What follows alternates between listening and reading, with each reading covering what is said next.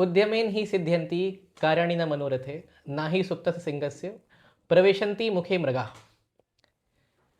परिश्रम से ही कार्य सिद्ध होते हैं, कामनाओं से नहीं। जिस प्रकार सोते हुए सिंह के मुख में मृग अपने आप प्रवेश नहीं करता। नमस्कार, मैं हूं विवेक, करियर पावर झांसी से आपका इंग्लिश मेंटोर। और आज हम इस सीरीज़ में लेकर आए हैं आपके साथ ऋषभ को। ऋषभ जो हमारे एस्पिरेंट थे और फाइनली अब IBPS PO के फाइनल रिजल्ट के बाद ये प्रोबेशनरी ऑफिसर के पद पर अपॉइंट हो चुके हैं। तो इस सीरीज़ का हमारा जो पहला और मुख्य उद्देश्य है वो यही है कि हम अपनी कन्वर्सेशन के थ्रू आप सभी तक और उन सभी एस्पिरेंट्स तक इन बातों को पहुंचाए जो कि एक बच्चे के लिए, एक एस्पिरेंट के लिए, एक कैंडिडेट के लिए जब वो अपनी जर्नी शुरू करता है तो ऐसी कौन सी बातें हैं जिसका उसे विशेष ध्यान रखना है, ऐसी कौन सी चीज़ें हैं जो उसके लिए हर्डल बनकर सामने आ रही होती हैं और कहीं ना कहीं उसको ओवरकम करना है। तो without any further delay let me introduce you Rishabh. स्वागत है आपका हमारे आज के इस छोटे से सेगमेंट में। और इससे पहले कि मतलब मैं आपके बारे में बाकी सबको बताऊं, मैं चाहूँगा कि आप खुद को इंट्रोड्यूस करें हमारे दर्शकों के बीच में। Okay sir, thank you sir. Good afternoon everyone. मेरा नाम ऋषभ सोनी है। मैंने अपनी ग्रेजुएशन बीटेक के साथ बुंदेलखंड यूनिवर्सिटी से कंप्लीट की है इन जून 2024। उसके बाद मैंने 3 मंथ्स के लिए ग्रेटर नोएडा में वीवो इंडिया मोबाइल कंपनी में जॉब की थी प्राइवेट में। उसके बाद मेरी मदर की थोड़ी तबीयत ख़राब हुई, फिर मुझे वहाँ से ब्रेक लेना पड़ा। फिर उसके बाद मेरी मदर की भी इच्छा थी कि मैं गवर्नमेंट के लिए प्रिपरेशन करूँ, तो फिर मैंने दिसंबर 2024 से अपनी प्रिपरेशन करियर पावर झांसी से स्टार्ट की और 1 साल मैंने प्रिपरेशन की और ये मेरा IBPS PO का फर्स्ट अटैम्प्ट था और मैंने इसको फर्स्ट अटैम्प्ट में क्लियर किया। क्या बात है, बेहतरीन। तो अभी ऋषभ आपको कौन सा बैंक अलॉट हुआ है? सर अभी मुझे बैंक ऑफ महाराष्ट्र मिला है। चलिए, बहुत बढ़िया। हम उम्मीद करते हैं कि फटाफट से आपकी ज्वाइनिंग भी आने वाली होगी। अच्छा हुआ पहले हम आपसे मिल लिए इसी बीच में। जी सर। तो ऋषभ, जैसे अभी जो मैंने बताया कि भाई जो मेरा मुख्य उद्देश्य है आज आपसे बात करने का वो है कि कहीं ना कहीं हम बाकियों के लिए अब राह आसान बनाएं। आपने एक सपना देखा, उसने आप उसको आपने अपनी मेहनत के थ्रू साकार किया, आपने सफलता भी पाई, ऊपर वाले का आशीर्वाद था, घर वालों का साथ था। तो अब हम ये चाहेंगे कि भाई जो एस्पिरेंट्स हमारे साथ और जुड़े हुए हैं और जो आगे भी अब कोशिश करते हैं, एक गवर्नमेंट जॉब का सपना देखते हैं, तो उनके लिए हम कहीं ना कैसे एक पाथवे क्रिएट करें ताकि वो जो मिस्टेक्स कर रहे हैं या वो कर सकते थे वो ना करें। जी तो सबसे पहली चीज़ जो मतलब मैं आपसे जानना चाहूँगा वो ये है कि आपने इससे पहले कभी कहीं कोचिंग करी है या कहीं ऑनलाइन ऑफलाइन कुछ पढ़ा था आपने करियर पावर में आने से पहले? सर, इसके पहले तो मैंने कोई कोचिंग नहीं की थी, बट जब मैं अपना रिज़ाइन दे के आया प्राइवेट सेक्टर से तो उसके बाद मैं कोई ऑफलाइन कोचिंग ही सर्च कर रहा था झांसी में। तो झांसी में मुझे कुछ कोचिंग्स के बारे में पता चला, तो सब जगह जाके मैंने डेमो लिया। उनमें सब में मुझे बेस्ट यही लगा क्योंकि यहाँ एक तो 1-on-1 मेंटरशिप मिलती है, टीचर्स 1-on-1 डाउट सॉल्व भी करते हैं। मैंने कुछ दिन का यहाँ डेमो लेके देखा तो मुझे सबसे बेस्ट यही कोचिंग लगी, तो फिर मैंने यहीं से अपनी प्रिपरेशन की जर्नी स्टार्ट करना प्रीफर किया। बहुत बढ़िया। तो आपके पास जैसे एक मानिए एक ऑप्शन था कि आप ऑफलाइन जा सकते हैं, ऑनलाइन भी आप जा सकते हैं, क्योंकि ऑनलाइन भी हमारे पास मतलब बहुत सारे सोर्सेज है। इस समय अगर हम लोग यूट्यूब खोलें तो एक तरीके से बाढ़ आई हुई है रिसोर्सेज की। Yes sir. तो आपने ये चयन दिमाग में कैसे किया कि मुझे ऑफलाइन ही जाना है और ऑनलाइन अभी के लिए अवॉइड करना है? तो ये आपने सिर्फ ऑफलाइन ही कैसे चुना? सर ऑनलाइन मैंने इसलिए स्टार्टिंग में प्रीफर नहीं किया क्योंकि मैं बिगनर था, मुझे सिलेबस के बारे में भी कोई नॉलेज नहीं थी और ना ये पता था कि कैसे प्रिपरेशन करना है। और जब मैं तो फिर मैंने ये तो डिसाइड कर लिया था कि मुझे ऑफलाइन ही कोचिंग ज्वाइन करना है। फिर ऑफलाइन में भी अब मेरे पास कुछ ऑप्शन थे, जैसे झांसी में और भी कोचिंग्स हैं। वहाँ जाके देखा तो कहीं पे वो बैंक SSC मिक्स प्रिपरेशन करा रहे थे, तो स्पेसिफिक नहीं था कि बैंक ही करा रहे हैं। यहाँ जब आया, यहाँ मैंने देखा तो यहाँ मुझे ठीक लगा कि हाँ, बैंकिंग के बैच अलग हैं, SSC के बैच अलग हैं, बैंकिंग के टीचर्स अलग हैं। तो इसलिए फिर मैंने ये कोचिंग फाइनली चूज़ की। चलिए, बहुत बढ़िया, बहुत शानदार। तो जब जैसे आपने अपनी जर्नी स्टार्ट करी और हमारे पास प्रीलिम्स के एस्पेक्ट पे सबको पता है कि प्रीलिम्स में 3 महारथी सब्जेक्ट आते हैं। Yes sir. एक है हमारा मैथ्स और एक है हमारा रीजनिंग, एक है हमारा इंग्लिश। जी और क्योंकि आपने बीटेक किया है तो आप मैथ्स बैकग्राउंड के ऑलरेडी हैं। जी। तो बहुत सारे लोगों का एक ऐसा मान लीजिए एक मिसकंसेप्शन मैं कहूँगा, क्योंकि मैं भी खुद मैथ साइड बिलोंग करता हूँ। सबको लगता ये है कि बैंकिंग सेक्टर में जो मैथ्स है और या कह लीजिए जो मैथ्स बैकग्राउंड का बच्चा है उसके पास एक अपर एज होता है या सिर्फ वही एक्सेल कर सकता है। तो जब आपने अपनी प्रिपरेशन शुरू करी तो आपको क्या लगा कि मैथ्स सेक्शन पर्टिकुलरली ऐसा है जो सिर्फ मैथ्स वाला ही कर सकता है और जो नॉन मैथ्स बैकग्राउंड के होते हैं वो नहीं कर सकते या उनके लिए कहीं ना कहीं चैलेंज आएगा? नहीं सर, ऐसा तो नहीं था। ये है कि आप अपना प्रैक्टिस करें कंटिन्यूअस कंसिस्टेंसी के साथ, तो आप क्रैक कर सकते हैं एग्ज़ाम। और बाकी जैसे कोई दिक्कत आ रही थी तो यहाँ टीचर्स थे हेल्प करने के लिए। जब भी कोई दिक्कत आती थी या कुछ लगता था कि ये चीज़ मुझसे नहीं हो रही, तो टीचर से बात करता था, तो फिर वो एक पाथवे बता देते थे कि आप ऐसे ऐसे प्रैक्टिस करो, ये चीज़ फॉलो करो, तो ऐसे ऐसे करके चीज़ें इंप्रूव होती गई। चलिए बढ़िया। तो एक हम इसी सीरीज़ में जाएंगे आगे। अगर हम बात करते हैं प्रीलिम्स की तो हमारे पास प्रीलिम्स में जो 3 सेक्शंस हैं इसमें रीजनिंग, मैथ्स और इंग्लिश में आपका ब्रह्मास्त्र क्या था? सर मैं इंजीनियरिंग बैकग्राउंड से हूँ, और ऐसा पता है ना कि जैसे इंजीनियरिंग से आते तो मैथ स्ट्रांग होती है, तो मैथ स्ट्रांग थी और साथ में इंग्लिश भी एक एवरेज थी कि हाँ इंग्लिश में भी स्कोर हो जाता था। बस थोड़ा रीजनिंग में प्रॉब्लम थी, जैसे पजल्स नहीं बनते थे, तो फिर उसके लिए सर से बात की। और जैसे क्लासेस चल रही थी तो फिर सर ने भी इतनी प्रैक्टिस कराई कि फिर उसमें भी मुझे दिक्कत आना बंद हो गई। बहुत शानदार। तो जैसे बहुत सारे बच्चों का इंग्लिश एक ग्रे जोन बन जाता है, क्योंकि जी। वो मैं ही देख रहा हूँ तो मैं उस चीज़ को फेस करता रहता हूँ आए दिन। तो अगर मानिए एक बिगनर है, जैसे आपने एकदम जीरो से स्टार्टिंग की थी, आपको सिलेबस के बारे में जानकारी नहीं थी, ऐसा मान लेते हैं एकदम एक फ्रेश स्टार्ट कोई इंसान ले रहा है, तो प्रीलिम्स की चीज़ों को कंपाइल करके स्ट्रेंथ बनाने के लिए एक स्ट्रैटेजी क्या हो सकती है? मतलब उसको कैसे पढ़ाई करनी चाहिए? जैसे यहाँ आया या उसने ऑफलाइन क्लास ज्वाइन करी, उसने क्लास पढ़ी, फिर क्लास के बाद जो उसने उसका पढ़ा उसमें रिवीजन आस्पेक्ट, प्रैक्टिस आस्पेक्ट, उसको ये कैसे स्केड्यूल करना चाहिए ताकि हर वो सेक्शन जो एटलीस्ट प्रीलिम्स में आ रहा है वो कहीं ना कहीं उसका स्ट्रॉन्ग बन जाए? सबसे पहले तो आप अपने सिलेबस पे फोकस करिए। सिलेबस को जैसे 3-4 महीने का टाइम दीजिए प्रॉपर इसको कंप्लीट करने के लिए। टॉपिक्स को अच्छे से पढ़िए। जैसे एक घर बनता है तो पहले उसका फाउंडेशन बनाया जाता है। फाउंडेशन जितना स्ट्रांग होता है तो घर भी उतना लंबा टिकता है। तो पहले अपने कॉन्सेप्ट्स को स्ट्रॉन्ग करिए। 3-4 महीने प्रॉपर उसको दीजिए। जैसा यहाँ पे बताते जाए, यहाँ पे सीट्स मिलती हैं, कॉन्सेप्ट सिखाए जाते हैं, तो उसी तरह से आप सीखते जाइए। जब 3-4 महीने आपको प्रॉपर हो जाए, उसके बाद फिर आप प्रैक्टिस स्टार्ट करिए। मॉक देना स्टार्ट करिए। मॉक में देखिए, मॉक देने के बाद फिर आप एनालिसिस करिए कि अब कौन सा टॉपिक वीक है। फिर उसके बाद आप टीचर से डिस्कस करिए, फिर आगे का पाथवे वो बताते गए। यही मैंने किया। मॉक लगाए, जैसे कोई दिक्कत आई सर को दिखाया, सर ने एनालिसिस किया, सर ने बताया कि अब यहाँ पे दिक्कत है, इस चीज़ को करो, ऐसे ऐसे करके मैं फॉलो करता गया। तो कहीं ना कहीं मतलब ये है कि हम जो भी टॉपिक्स पढ़ते जा रहे हैं सबसे पहले हमें ये फोकस करना होता है कि वन टॉपिक एट हैंड हमारा स्ट्रेंथ बनता जाए। जी। ऐसा कुछ भी नहीं है जो हमारे पास बैकलॉग में चला जाए। नहीं, ऐसा नहीं। गलती से भी बैकलॉग वाला सिस्टम क्रिएट करना ही नहीं है हमारे पास। नहीं। हम जो भी पढ़ रहे हैं उसको इंश्योर करना है कि रेगुलरली रिवाइज होता जाए, जी। वो टॉपिक प्रैक्टिस होता जाए, ताकि वो हमारा स्ट्रेंथ बन जाए, वीक पॉइंट हमारा ना बने। जी। बिल्कुल सही है।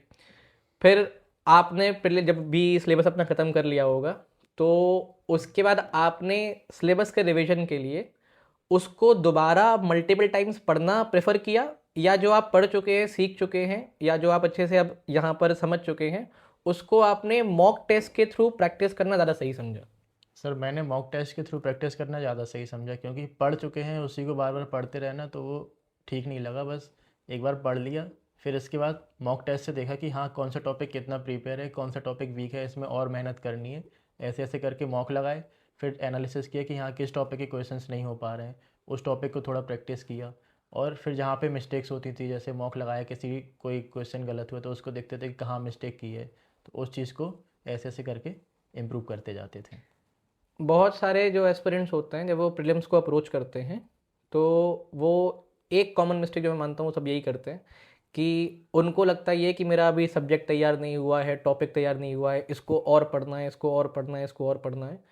तो ऐसे सभी एस्पिरेंट्स के लिए अगर जैसे आपसे कहा जाए, आपको एक सजेशन देना चाहें तो वो क्या होगा कि वो टॉपिक को पढ़ें, या वो पढ़ने के बाद पर्टिकुलरली अपना कंपाइल सिलेबस खत्म कर लेते हैं, पूरा कंपाइल कर लेते हैं वो, उसके बाद वो अपना टाइम मॉक्स को देने में और मॉक्स को एनालाइज करने में इन्वेस्ट करें? इन दोनों में से आप क्या सजेस्ट करोगे?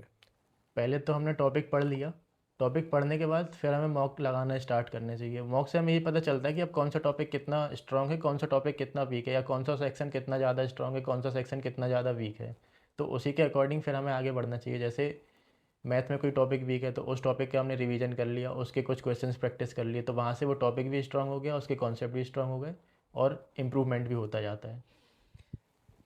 तो जैसे ये हमारा प्रीलिम्स की जो जर्नी होती है जी। उसमें कई बार ऐसा हुआ होगा कि आपने मॉक जब दिए होंगे स्टार्टिंग फेज़ में तो पहले मार्क्स कम आए होंगे, फिर सर। धीमे धीमे मार्क्स बढ़ना स्टार्ट हुआ होगा। तो जब मार्क्स कम आते हैं ना, कई बार ऐसे हम लोग डीमोटिवेट हो जाते हैं कि अरे यार नहीं हो रहा। तो वो जो एक हमारा लो पॉइंट होता है, या जो एक हमारा एक कह लीजिए वो डार्क फेज होता है, जिस टाइम पे हम कोशिश तो कर रहे होते हैं कि हम एकदम एक्सेल करना है, पर कहीं ना कहीं हमारे मार्क्स उतना हिट नहीं हो रहे होते हैं। तो फिर उस चीज़ को आपने ओवरकम कैसे किया? सर जब स्टार्ट किया था, स्टार्टिंग के 1-2 मॉक लगाए तो उनके मार्क्स देख के लगा कि यार पता नहीं कर भी पाऊँगा बैंकिंग कि नहीं कर पाऊँगा।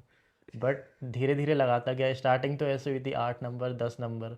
बट फिर जब देखा मॉक को, पहले तो मॉक लगा लिया पूरा, उसके बाद देखा कि यार ये क्वेश्चन तो मैं कर सकता था, ये मैंने क्यों नहीं किया। तो फिर ऐसे ऐसे करके फिर मैंने धीरे धीरे उनको करना स्टार्ट किया।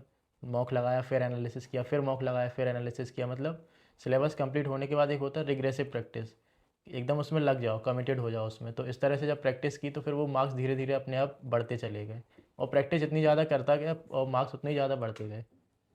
तो यही मूल मंत्र होता है वैसे भी, मतलब एक नॉर्मल सिलेक्शन साइकिल इसी को कहते हैं हम लोग कि रिग्रेसिव प्रैक्टिस और एक डेडिकेशन, कंसिस्टेंसी, परसिवरेंस सब मैटर करता है इन सब जी। चीज़ों में। ये ज़रूरी है प्रीलिम्स क्रैक करने के लिए, बिल्कुल सही बात है। आपका साथ ऐसा हुआ कि जैसे बहुत सारे लोगों के साथ ऐसा होता है कि जब वो एग्ज़ाम देना शुरू करते हैं तो एक फेज़ होता है जब उनके सारे प्रीलिम्स निकलते हैं, मेंस नहीं निकलता है। तो ये फेज़ क्या आपके साथ भी आया था कि जब आपने प्रीलिम्स दिए हों और प्रीलिम्स तो निकले बट मेंस क्रैक नहीं हुआ, या मेंस में उतना अच्छा स्कोर नहीं आया, ऐसा कुछ हुआ आपके साथ भी क्या? सर ऐसा तो नहीं रहा। एसबीआई क्लर्क मेरा पहला अटैम्प्ट था लास्ट ईयर फरवरी में, तो उसका मेंस मेरा क्लियर नहीं हो पाया था। बट उससे मुझे ये पता लग गया था कि अब मेंस के लिए मुझे कितनी और मेहनत करनी है और कितना और पढ़ना है। जैसे करंट अफेयर्स मुझे और कितना पढ़ना है, तो उसके बाद वो मैंने करना स्टार्ट कर दिया था।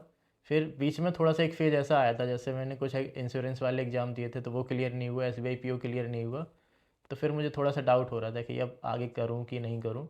बट फिर IBPS पीओ का रिजल्ट आ गया। वो जब पहला एग्ज़ाम क्लियर हुआ तब थोड़ा सा कॉन्फिडेंस बूस्ट हुआ कि हाँ, अब प्री निकल रहा है, अब हो जाएगा। तो फिर उसके बाद कंटिन्यू बस मेहनत करते रहे और फिर एग्ज़ाम निकलने लगे थे। एक ये आपने भी वैसे बोला कि IBPS पीओ का रिजल्ट आया, फिर मेरे को लगा, ये मैं आपसे पूछना चाह रहा था पहले भी, कि जब आपने अपना IBPS पीओ का फाइनल रिजल्ट ऐसे देखा फ्लैश होता हुआ जिसमें कॉन्ग्रेचुलेशन लिख कर आता है, तो ये आपने अकेले देखा, घर वालों के साथ देखा, या जब आपने देख लिया सबसे पहले किसको इन्फॉर्म किया, क्या रिएक्शन था फैमिली में, थोड़ा बताओ आप। सर प्री का जब रिजल्ट आया था मैं लाइब्रेरी में पढ़ ही रहा था। मेरी मेंस की प्रिपरेशन चल रही थी, क्योंकि जब मैंने प्री का एग्ज़ाम दिया था तो मुझे लग गया था कि शायद ये वाला एग्ज़ाम मेरा क्लियर हो जाएगा। तो मैं उसकी मेंस की प्रिपरेशन में अच्छी तरह से कमिटेड हो गया था। तो जब रिजल्ट आया तब मैं लाइब्रेरी में ही था, फ्रेंड्स का कॉल आया कि भाई रिजल्ट आ गया है।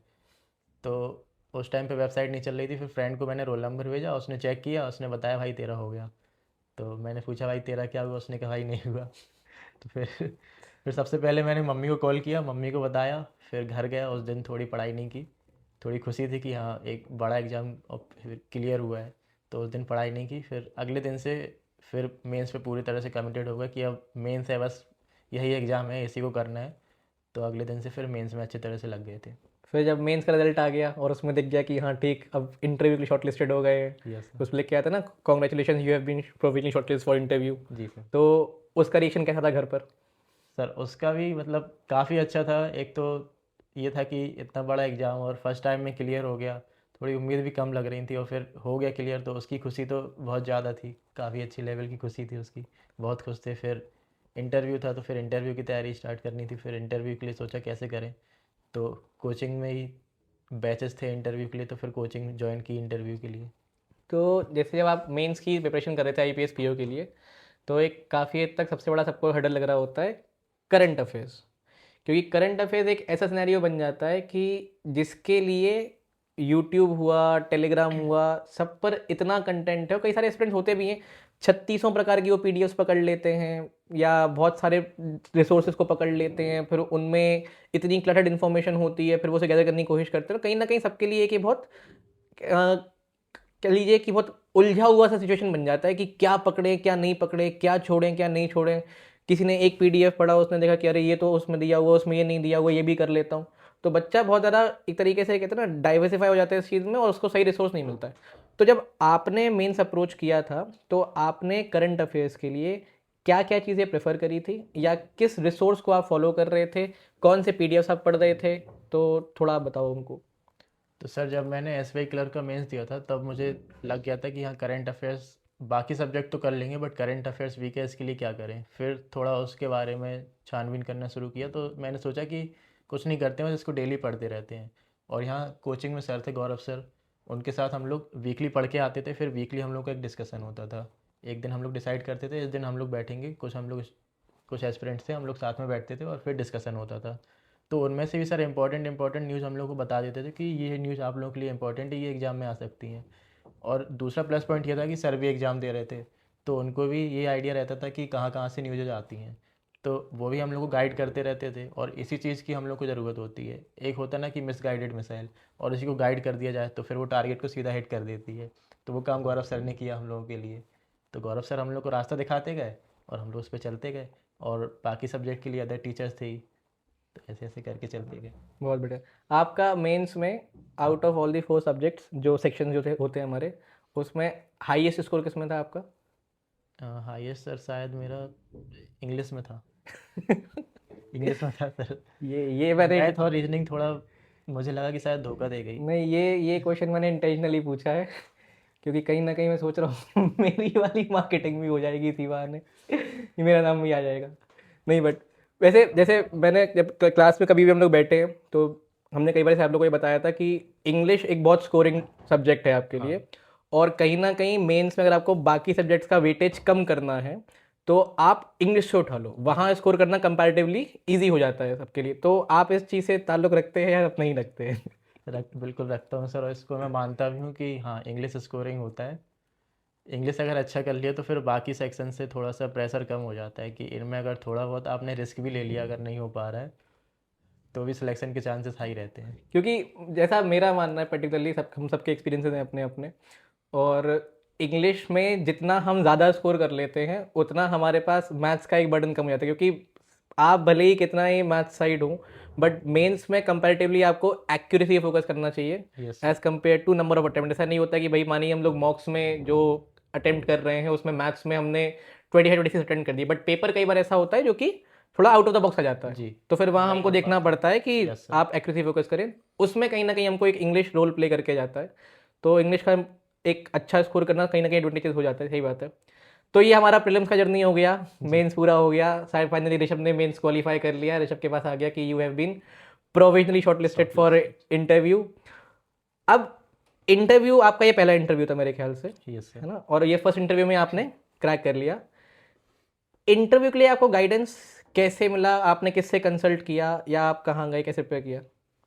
सर इंटरव्यू के लिए गाइडेंस तो मुझे कोचिंग से ही मिला, कहीं जाने नहीं था। जब मैं यहाँ था तो मुझे भूले भट के लास्ट में यही आना था।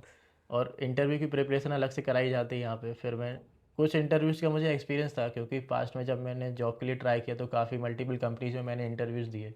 बट वहाँ का इंटरव्यू यहाँ का इंटरव्यू काफ़ी डिफरेंट होता है। तो जब यहाँ आया, यहाँ इंटरव्यू की प्रिपरेशन स्टार्ट की, पहले तो सर लोगों ने गाइडेंस दिया कि आप लोगों को कैसे कैसे करना है। कुछ पॉइंट्स बताए हम लोगों को, कुछ टॉपिक्स बताए ये तैयार करो। फिर ये टॉपिक्स हम लोगों ने तैयार किए। फिर कोचिंग में कुछ मॉक इंटरव्यूज़ हुए।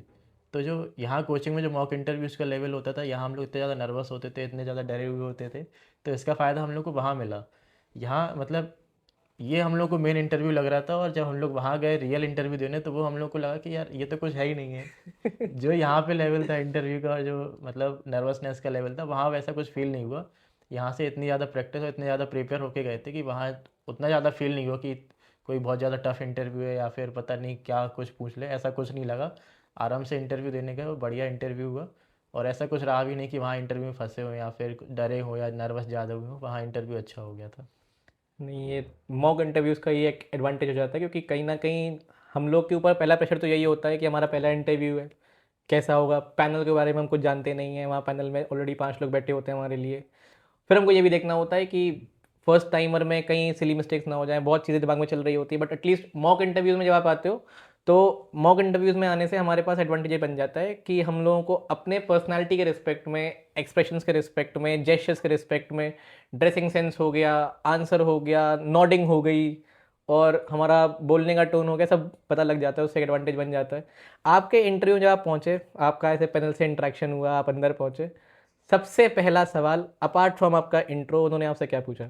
सर पहले तो इंट्रो हुआ, मतलब इंट्रो पूरा प्रॉपर नहीं, उन्होंने ये नहीं बोला कि आप अपने बारे में पूरा बताइए, बस उन्होंने पूछा झांसी से हैं, झांसी से कहाँ से आए, ये फिर एजुकेशनल बैकग्राउंड, फिर फैमिली बैकग्राउंड।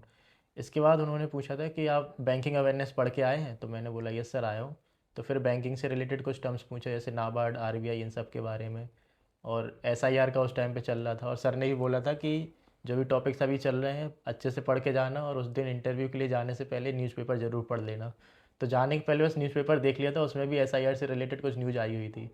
तो वो अच्छे से पढ़ के गए, और वो पूरा बता दिया उनको वहाँ जाके अच्छे से डिटेल में। फिर उसके बाद उन्होंने कुछ और क्वेश्चंस पूछे, तो इंटरव्यू नॉर्मली अच्छा गया था। आपका मेंस में स्कोर था मेरे ख्याल से कट ऑफ के आसपास ही था, if I am sir not just wrong. Cut off, जितनी कट ऑफ थी उतना ही मेरा स्कोर था मेंस में। और उसके बाद आपने इंटरव्यू में काफ़ी अच्छा एक्सेल किया, आपके इंटरव्यू में काफ़ी अच्छे मार्क्स आए थे, यस सर। जो कहीं ना कहीं आपकी एक पर्सनालिटी को रिफ्लेक्ट करता है और जो नॉलेज हम पोजेस करते हैं, क्योंकि इंटरव्यू जो होता है उसमें पर्सनालिटी टेस्ट ज़्यादा होता है हमारा। उन्हें पता है कि एक बच्चा प्रीलिम्स क्वालिफाई करके आ रहा है, मेंस क्वालिफाई करके आ रहा है, इतना फिल्टर लगा हुआ है वहाँ पर। तो जो बच्चा आया है उसके पास नॉलेज तो पूरी है, बस ये है कि क्योंकि अब आप एक इतनी बड़ी पोस्ट, जिम्मेदारी वाली एक मैनेजरल पोस्ट होल्ड करने जा रहे हैं, तो क्या आपके पास टेम्परामेंट भी है उस चीज़ को मैनेज करने का या नहीं है, वो देखते हैं। तो ये पूरी जर्नी हमारी प्रीलिम्स से लेकर के इंटरव्यू तक की आपने हमारे साथ कवर करी, हमको बहुत अच्छा लगा कहीं ना कहीं, क्योंकि जो एस्पिरेंट्स ऐसे होते हैं जो सिंसियर होते हैं, सीरियस होते हैं, आप उनमें से एक हैं। और जब वो अच्छा कर ले जाते हैं तो मतलब एक अलग ही खुशी होती है हम लोगों को भी। बड़ा यस अच्छा सर। लगा था जब मेरे पास क्लास के बीच में मेरे पास आ गया था कि मैं क्लास ले रहा था, उतने में ही इनके दोस्तों ने मुझसे बोला सर ऋषभ का हो गया फाइनल सिलेक्शन, उसका इंटरव्यू क्रैक हो गया। उस टाइम शायद हाथ में फ्रैक्चर भी हो गया था आपके मेरे यस ख्याल सर। से उस टाइम पर। Yes sir. तो this was a very good news. एक छोटा सा, क्योंकि हम आपके साथ एक थोड़ा रैपिड फायर खेलेंगे, जिसमें अब जितने भी हमारे एस्पिरेंट्स हैं मेरे पास, मेरे ख्याल से सबको एक ही तो आइडिया लग गया है कि प्रीलिम्स से लेकर के इंटरव्यू तक की जर्नी में उन्हें क्या करना है, कैसे नहीं करना है। बस कुछ जो आपके डूज एंड डोंट जो आपने कर रखे हैं उसके रिस्पेक्ट में छोटे छोटे क्वेश्चन आपसे पूछूंगा। And it is quick rapid fire, ऐसा 5-7 क्वेश्चन का। ठीक, आपको एक बार में आंसर देना है उसका, बस ठीक ठीक है। है। तो ये, और ये ऐसा नहीं कि ये मैं पूछ रहा हूँ, ये कुछ ना कुछ जो इंस्टाग्राम पे मेरे पास कमेंट आते जाते हैं ना, जी सर। तो उसको लेकर के मेरे पास आते हैं। ओके। जब मैंने पिछले भी जो 2-3 पॉडकास्ट किए हैं वहाँ भी बच्चों के जो आए हैं, तो कई बार कमेंट में मेरे पास ये आया है कि सर ये और बताइएगा हमको पूछ करके। तो जैसे कई लोग होते हैं, कुछ लोग रात को पढ़ लेते हैं, कुछ लोग होते हैं जो सुबह सुबह उठ के पढ़ते हैं, तो आप क्या थे, अर्ली बर्ड या नाइट आउल? मैं तो सर दोनों ही नहीं था। सुबह एक फिक्स टाइम रहता था कि इतने टाइम तक उठ जाओ, 6 बजे तक उठ जाता था। फिर थोड़ा घर के कुछ काम करने रहते थे, मम्मी की हेल्प, वो किया। उसके बाद मैं 8 बजे तक लाइब्रेरी पहुंच जाता था। फिर लाइब्रेरी में मैं 2 या 3 घंटे करीब पढ़ता था। उसके बाद फिर सुबह एक ट्यूशन रहती थी, वो पढ़ाने जाता था। उसके बाद फिर जैसे कभी कुछ डाउट्स होते थे, फिर मैं कोचिंग भी आ जाता था, कोचिंग। और या फिर जैसे एक्स्ट्रा क्लास हुई, सर के साथ अगर डिस्कशन सेशन होता था तो उसके लिए आ जाते थे। फिर उसके बाद घर जाऊंगा, घर जाके लंच किया, थोड़ा रेस्ट किया, आधा घंटा या 1 घंटा। फिर मैं वापस लाइब्रेरी पहुंचा। लाइब्रेरी में फिर मैं 4 या 5 घंटे फिर पढ़ा। फिर एक ट्यूशन शाम को रहती थी, तो शाम को एक ट्यूशन ली। उसके बाद फिर लाइब्रेरी, तो 10, साढ़े 10 या 11 बजे तक, जब तक नींद नहीं आई तब तक लाइब्रेरी रहता था। उसके बाद फिर वापस घर, डिनर तो किया। ये इतना सुबह 8 से लेकर रात को 11:30 तक ये जो अपना पढ़ना और पढ़ाने का स्केड्यूल है, तो इसमें जब अपन थक जाते हैं, दिमाग टायर्ड हो गया या अब हो गया कि हाँ ठीक है बहुत हो गया, बोर्डम क्रिएट हो रहा है, तो इससे बाहर निकलने के लिए सोशल मीडिया या कुछ और आपने ऐसा किया हुआ हो जिससे आप इस बोरियत को दूर कर पाओ? सोशल मीडिया का मतलब क्या है, इसको आपने रखा हुआ था अपने पास, नहीं रखा हुआ था? नहीं, मैं सोशल मीडिया से तो बिल्कुल दूर था। जब मैंने प्रिपरेशन स्टार्ट की थी उसके पहले ही मैंने अपने जितने भी सोशल मीडिया, इंस्टाग्राम, स्नैपचैट, इन सब से अकाउंट डिलीट कर दिया था। खाली व्हाट्सएप था, वो व्हाट्सएप इसलिए, और टेलीग्राम, टेलीग्राम नोट्स पीडीएफ वगैरह के लिए, और व्हाट्सएप मतलब वो तो इम्पोर्टेंट है, रहनी चाहिए, जैसे कॉल वगैरह है। तो व्हाट्सएप इसलिए रखा था बस। और बाकी कोई सोशल मीडिया नहीं था। बाकी कभी लगता था, जैसे कभी मॉक में नंबर कम आया, मूड थोड़ा ऑफ लग रहा है, तो कुछ प्लेलिस्ट, सॉन्ग्स की प्लेलिस्ट थी, वही मोटिवेशनल सॉन्ग्स रखता था, तो उनको सुन लेता था तो ठीक हो जाता था फिर। सही, बढ़िया। तो जैसे अगर मान लीजिए कोई आपसे ये पूछे कि अब आप पीओ बन गए हो, अब आपकी एक टू डू लिस्ट होगी, ये करना है, ये करना है, ये करना है, तो ऐसे मान लो जब फर्स्ट सैलरी आएगी सबसे पहले क्या करने का मन है? सर ऐसा तो कुछ स्पेसिफिक नहीं सोच के रखा है, बट है कुछ काम वो निपटाना है तो। अच्छा, जैसे आप क्योंकि मैथ्स बैकग्राउंड के ही हो, तो मैथ्स बैकग्राउंड के बच्चे में कई बार ऐसा होता है कि जैसे मानिए अपन ने एग्ज़ाम देना स्टार्ट किया और एग्ज़ाम में हमारे पास क्वेश्चंस आए मैथ्स के, तो एक स्मार्ट स्ट्रैटेजी होती है और एक होता है ईगो। ईगो इज की मैथ का क्वेश्चन है, नहीं मुझसे कैसे नहीं हो रहा है, यस और सर। एक स्मार्ट स्ट्रैटेजी इज अरे नहीं हो रहा है छोड़ो आगे बढ़ो। दोनों में से आपने किसको अडॉप्ट किया था एक टाइम पर? मैं सर ऐसा था, क्वेश्चन पढ़ा, मैं एक टाइम डिसाइड करके रखता था कि 10 सेकंड क्वेश्चन को पढ़ना है। क्वेश्चन पढ़ के लगा कि हाँ बन सकता है, रेंज का है, कर सकता हूँ, तो ट्राई करता था। और अगर लगता था कि नहीं तो सर मैं हाथ जोड़ लेता था, आगे बढ़ जाता था। फाइनल दो क्वेश्चन हमारे ऋषभ आपसे। पहला ये कि अगर आपको अपनी आईबीपीएस की पूरी जर्नी को, प्रीलिम से लेकर के इंटरव्यू तक और फाइनली आपके हाथ में जब आपका ज्वाइनिंग लेटर आया तब तक, इसको अगर डिफाइन करना हो कि किसी इंसान को अगर अपना सपना साकार करना है तो this is something that he should follow, या अपने से जूनियर को अगर आपको मेंटोर करना हो, उसे गाइड करना हो, उसे मोटिवेट करना हो, तो आप किस तरीके से उसको डिफाइन कर सकेंगे? सर सबसे पहले तो भाई कि आप अपना पहले फाउंडेशन स्ट्रॉन्ग करिए, उसके बाद फिर आप प्रैक्टिस पे आइए। प्रैक्टिस रिग्रेसिव, कमिटेड और डिसिप्लिन के साथ बस करते जाना है। उसके अलावा आपको कुछ और नहीं दिखना चाहिए। बस फाइनल एक दिखना चाहिए कि हाँ मुझे ये एग्ज़ाम क्लियर करना है इस साल के एंड तक। तो बस आपकी नज़र उस पर रहनी चाहिए। बाकी मॉक्स लगाते जाइए, एनालिसिस करते जाइए, जहाँ देखे आपको कोई वीक पॉइंट है, कोई वीक टॉपिक है, उसको साथ में आप कवर करते जाइए, या रिवीजन से या उसके कुछ क्वेश्चंस प्रैक्टिस से, ऐसे ऐसे करके करते जाइए। लास्ट क्वेश्चन, ये जो आपकी पूरी जर्नी थी और अब आप क्योंकि अब एक सक्सेसफुल पीओ बन चुके हैं हमारे लिए, तो इस सक्सेस का क्रेडिट आप अपने जीवन में जब से आपने प्रिपरेशन स्टार्ट करी किस किस को देना चाहेंगे? सर सबसे पहले तो मैं अपनी मदर को देना चाहूँगा, क्योंकि मैं जब प्राइवेट में ज्वाइन कर लिया था सैलरी ठीक ठाक मिल रही थी, अपने खर्चे खुद करने लगा था और कुछ पैसे बचा के घर पे भी भेज रहा था। तो मैं नहीं चाहता था कि मैं इस जॉब को छोड़ूं, बट मेरी माँ चाहती थी। एक छोटी सी स्टोरी है, मैं एक बार बैंक गया था मम्मी के साथ, तो उन्होंने एक बैंक मैनेजर को बैठा हुआ देखा। तो मम्मी बोली बेटा मेरी भी इच्छा है कि बस तुम भी ऐसी सीट पे बैठे हुए देखो मुझे। तो उनका हमेशा से यही मन रहा कि बैंक की ही तैयारी करूँ मैं। और जब भी मैं घर आता था जॉब से तो हमेशा लड़ाई होती थी इसी बात पे कि तुम वहाँ पे तैयारी नहीं कर पा रहे हो, तुम जॉब छोड़ दो, तुम पैसे की टेंशन मत लो, बाकी सारा मैं देख लूँगी, तुम बस अपनी तैयारी करो। तो हम मदर को क्रेडिट देना चाहूँगा इसके लिए। और दूसरा कि एक अच्छे गाइडेंस और अच्छी मेंटरशिप की ज़रूरत थी, जो कि मुझे करियर पावर के अलावा शायद कहीं और नहीं मिल सकती थी। तो जितने भी टीचर हैं उन सबको भी मैं इसका क्रेडिट देना चाहूँगा। नहीं, हमारे लिए जब एक बच्चा हमारे पास आता है तो वो बच्चा नहीं हमारे लिए रिस्पॉन्सिबिलिटी बन जाता है, और जब वही बच्चा जब रिस्पॉन्सिबल नेचर शो करता है हमको अच्छा लगता है। जब मैंने आपका रिजल्ट सुना था क्लास में और आप ही के दोस्तों ने हमको बताया था छूटते ही बीच क्लास में, सर ऋषभ का क्लियर हो गया, I was literally happy. Cloud nine वाला हिसाब किताब था मेरे केस में कि यार, क्योंकि एक इंसिडेंट ऐसा हुआ था कि मेरे ख्याल से आप ही के साथ एक बैच में एक बच्चा और आया था, उसका पहले सिलेक्शन हो गया था जब आपका उस टाइम एग्जाम पे नहीं क्लियर हुआ था, एसबीआई वाला मेरे ख्याल से। तब मुझे लगा था, मैंने कहा था अरे यार इसका चूक कैसे गया, क्योंकि ये तो एकदम सॉलिड बच्चा था हमारा। लेकिन वही बात है, आप क्लैरिकल लेवल से चूक के आप सीधा पीओ पहुंचे, यस सर। ये ज़्यादा बड़ा है। इसलिए मैं हमेशा कहता हूँ कि always believe in God's plan. कई बार ऐसा होता है हमको लगता है कि हमारे मन का नहीं हुआ, तो जब हमारे मन का नहीं हुआ तो वो उसके मन का हो गया है, उसके मन का हुआ है तो वो अच्छा ही होगा। जी। But anyway Rishabh, congratulation once again हम सभी की तरफ से। थैंक यू आप सर। और आगे बढ़े, और अभी तो आप पीओ पहुंचे हैं, धीरे धीरे डिपार्टमेंटल आप और आगे पहुंचेंगे। बस आप जहाँ भी पहुंचे हम सभी को याद रखें, बिल्कुल हमसे सर। मिलते रहें और ऐसे ही स्वस्थ बने रहें, खुश रहें।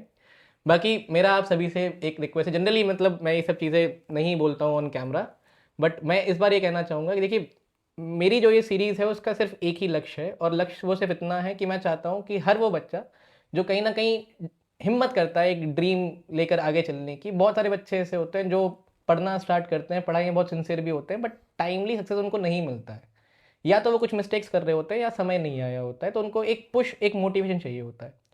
हो सकता है जितनी बात हम लोगों ने आज यहाँ बैठकर करी उसमें कुछ ऐसी बातें हो जो शायद किसी के काम की हो, कोई बच्चा जो शायद इन्हीं में वो आंसर्स को ढूंढ रहा हो जो हम लोगों ने डिस्कस किया है। ऋषभ हमारे बीच में थे, उसने अपनी लाइफ जर्नी शेयर करी हमारे साथ पूरी, फिल्म्स लेके इंटरव्यू तक की। तो इन केस अगर आपको लगता है कि आपके पास कोई भी ऐसा रिसोर्स या कोई भी ऐसा व्यक्ति है जिसको शायद इसकी ज़रूरत है, तो प्लीज़ उस तक ये वीडियो पहुंचाइए। इसलिए नहीं क्योंकि इससे वीडियो पहुंचेगा, हो सकता है कि आपके एक छोटे से एफर्ट से उसकी राह थोड़ी सी आसान हो जाए। This is my only motive. Thank you everyone for joining us. हम लोग अगली बार फिर मिलेंगे हमारे अगले सक्सेसफुल कैंडिडेट के साथ। तब तक के लिए गुड बाय, नमस्कार।